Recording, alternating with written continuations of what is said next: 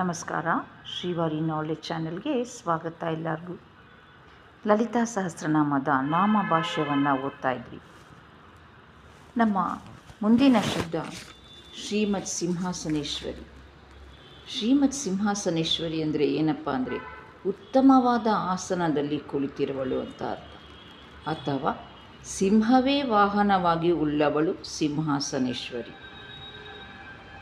ದೇವಿ ಪುರಾಣದಲ್ಲಿ ಹೀಗೆ ಹೇಳಿದ್ದಾರೆ, ದೇವಿ ಕನ್ಯೆಯಾಗಿದ್ದಾಗ ಸಿಂಹದ ಮೇಲೆ ಕುಳಿತುಕೊಂಡೇ ಮಹಿಷನನ್ನು ವಧಿಸಿದಳು ಅಂತ. ಆದ್ದರಿಂದ ದೇವಿಯು ಮಹಿಷಗ್ನಿ ಅಂತಲೂ ಸಿಂಹಾಸನೇಶ್ವರಿ ಅಂತಲೂ ಹೇಳಲ್ಪಟ್ಟಿದ್ದಾಳೆ. ಶ್ರೀಮಾತಾ ಶ್ರೀ ಮಹಾರಾಜ್ಞಿ ಶ್ರೀಮತ್ ಸಿಂಹಾಸನೇಶ್ವರಿ. ಹೀಗೆ ನಮ್ಮದು 3 ಸ್ತೋತ್ರದ ಅರ್ಥವನ್ನು ತಿಳ್ಕೊಂಡೆವು. ಧನ್ಯವಾದಗಳು. ಶ್ರೀವಾರಿ ನಾಲೆಡ್ಜ್ ಚಾನಲ್ನ ಸಬ್ಸ್ಕ್ರೈಬ್ ಮಾಡ್ಕೊಂಡು ನೋಡ್ತಾಯಿರಿ.